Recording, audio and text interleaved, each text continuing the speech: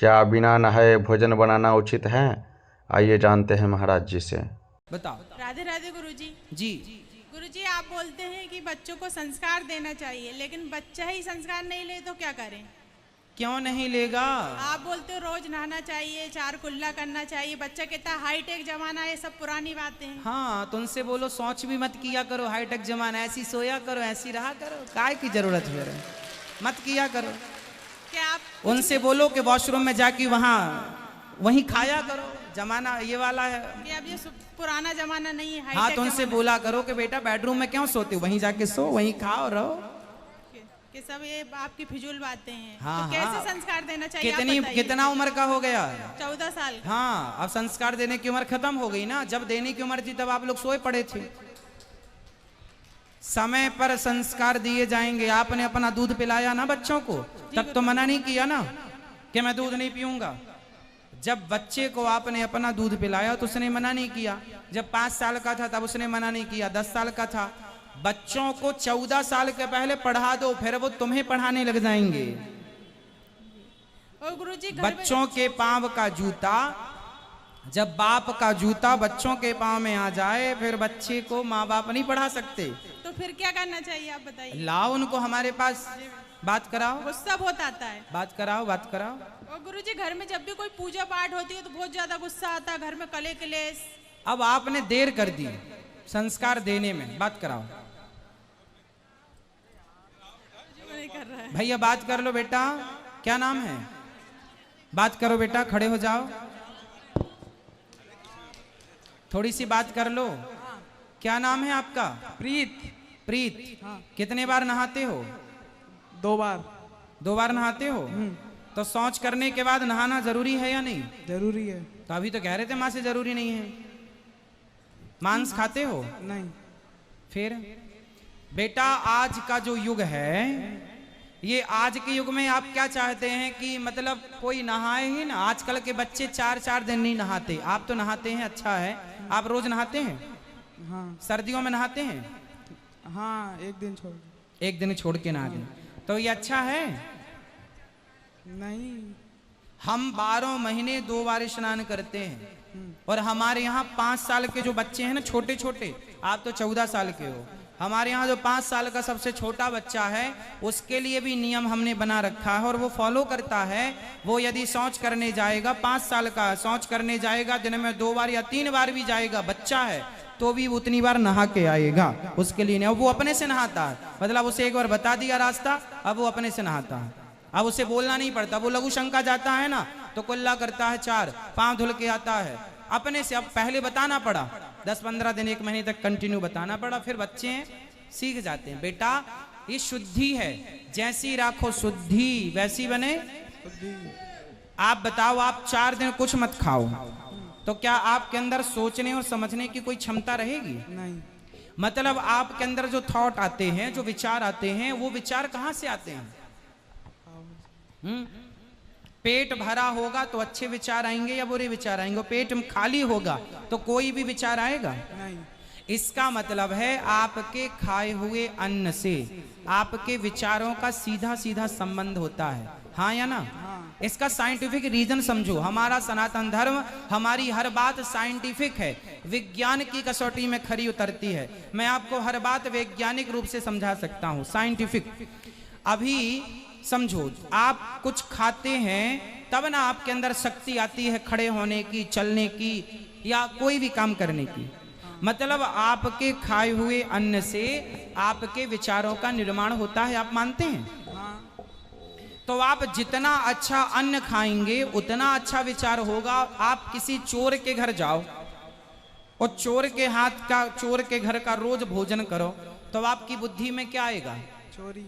हाँ, फिर आपका मन करेगा चोरी करने का। आप किसी साधु के घर की रोटी खाओ तो आपका मन अपने आप साधु हो जाएगा, पवित्र हो जाएगा। मतलब जैसा खाए अन्न वैसा रहे।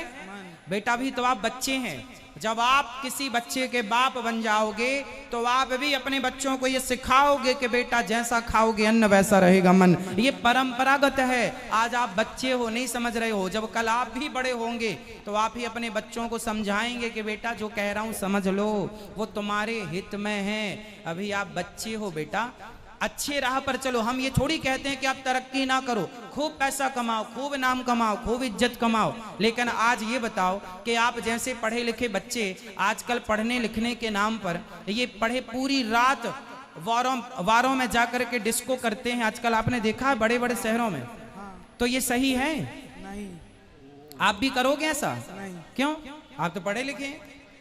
नहीं, बुरी बात है। बुरी बात है ना। मतलब आज आप कहते हो कि महाराज जी मॉडलिंग जमाना है, आधुनिक जमाना, तो आधुनिकता के नाम पर कितना गलत हो रहा है आपको पता है? पूरी रात कुछ लड़कियां डिस्को में, पूरी रात लड़के डिस्को में पूरी रात नाचते कूदते हैं, सवेरे इतनी शराब पी लेते हैं कि उन्हें रिक्शा वाला उठा के 4 लोग रिक्शे में डाल करके और घर पहुंचाते हैं। ऐसा है या नहीं? हाँ। तो बताओ ये सही है? गलत है। फिर इसलिए बेटा आज का जो युग है, पैसा कमाओ, नाम कमाओ, इज्जत कमाओ, सब सही है, पर जमाना वही अच्छा है। सोच तो देखो, जमाना आधुनिक अच्छा है, लेकिन हमारे विचार तो पुराने ही अच्छे हैं ना। अब नए विचार तो ये हैं कि कम कपड़े पहन के घूमो, कम नए विचार तो ये हैं कि आप शराब पी रहे हैं। आप मतलब और लोग, आपको नहीं बोल रहे हैं, आपकी उम्र के लड़के शराब पी रहे हैं कि नहीं? हाँ, पी रहे हैं। पी रहे हैं। आप पीते हो शराब? नहीं। क्यों नहीं पीते? बुरी बात है। तो आपकी उम्र के लड़के पीते हैं तो फिर वो कहेंगे वाह हम तो पढ़े लिखे हैं, आज के यूथ हैं, आज के युग में पी रहे हैं। फिर आप क्या कहोगे उनको? फिर आप भी पीने लगोगे उनकी संगति में कि मेरा दोस्त पीता है यार तो अच्छा ही पीता होगा। मतलब तुम्हारा बाप जो समझा रहा है वो गलत है, और तुम्हारा दोस्त जो नालायक शराब पीने सिखा रहा वो सही है। आधुनिकता ऐसी कैसी सही है कि वो शराबी बना दे तुम्हें, तो वो सही मान रहे हो और आपका बाप सही रास्ता बताए तो आप अपने बाप को गलत कह रहे हो। कौन सही है? आपका बाप सही है कि आपका दोस्त सही है? बाप। फिर इसलिए बेटा आप आधुनिक हैं, हम भी आधुनिक हैं, लेकिन आधुनिकता में अपने संस्कार खो देना कौन सी समझदारी है? समझदारी है? फिर समय से नहाओ, समय से नहानी तो है, जैसी राखो शुद्धि। आगे बोलो आप, जैसी राखे शुद्धि वैसी रहे बुद्धि। हाँ, शुद्धि से बुद्धि का निर्माण होता है, अन्न से मन का निर्माण होता है ना। अच्छी संगति से अच्छे विचारों का निर्माण हो, इसलिए अच्छी संगति करो। हम कह रहे हैं आपको वैज्ञानिक बनो, आप भी इसरो की तरह चंद्रयान उड़ाओ, आप भी सूर्ययान बनाओ, आप भी मंगलयान बनाओ, लेकिन तरक्की करना कहाँ बुरा है? हमने कब मना किया? लेकिन आप तरक्की करने लग जाएं और अपने बाप माँ को, अरे तुम तो अनपढ़ हो, तुम तो कुछ नहीं हो, आप अपने माँ बाप को जलील करने लग जाएं, आप उनकी आज्ञा का उल्लंघन करने लग जाएं, तो आप पढ़े लिखे हैं, आप तरक्की कर रहे हैं, अच्छी बात है, लेकिन आप एक तरफ अपने माँ बाप को जलील कर रहे हैं, अपमानित कर रहे हैं। ये कैसी पढ़ाई लिखाई है? सही है? नहीं। पढ़ाई लिखाई का मतलब ये है कि आप अपने माँ बाप को जलील करें, अरे तुम तो मूर्ख हो माँ, कुछ नहीं आता तुम्हें, हम तो पढ़े लिखे हैं, आज के यूथ हैं हम, आज के युवा हैं, आज के दौर में जी रहे हैं, तुम क्या पुरानी बातों में लगी रहती हो? मतलब तुम्हारी माँ तुम्हें सही रास्ता बताए तो गलत है, और तुम्हारे दोस्त गलत रास्ता बताएं तो सही है। क्या सही है क्या गलत है? आप बताओ हमें, बताओ हम किस रास्ते में चलें? बताओ, सही रास्ता। बताओ कौन सा सही रास्ता होता है? हम कितने बजे नहाएं ये बताओ? सुबह 4 बजे नहा लिया करें, और एक दिन छोड़ के नहाया करें कि रोज रोज नहाया करें? रोज रोज। अच्छा, तो पहले आप नहा लो, रोज रोज रोज नहाओगे? हम तो रोज नहाते हैं, दिन में 2 बार नहाते हैं, 12 महीने नहाते हैं। आप कितनी बार नहाओगे? चलो 2 बार नहाओ, ना नहाओ 2 बार, पर 1 बार तो कम से कम 2 बार नहाना अच्छा है। सुबह शाम दोनों बार नहाना चाहिए, शरीर को स्वस्थ रखने के लिए ठीक है। लेकिन अब मुझे ये बताओ कि अब आप सर्दियों में कितनी बार नहाया करेंगे? रोज नहाओगे कि कभी कभी नहाओगे? रोज।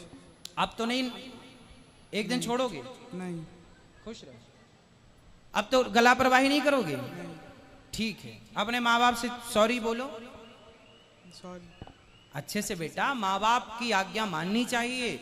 माँ बाप भगवान की तरह आपको पालने पोसने में कितना मेहनत कर, जब आप बाप बनोगे ना तब पता लगेगा कि माँ बाप का त्याग, माँ बाप का बलिदान क्या होता है। ये बच्चों को तब समझ में आएगी जब वो खुद बाप बन, लेकिन जब समझ में आएगी तब तक देर हो जाती है। एक बाप बनना कितना कठिन है साहब, कितनी बड़ी जिम्मेदारी उठाना पड़ती है एक बाप को। माँ बनना कितना, पेट फड़वाए बैठी है तुम्हारी माँ, कितना दर्द होता है।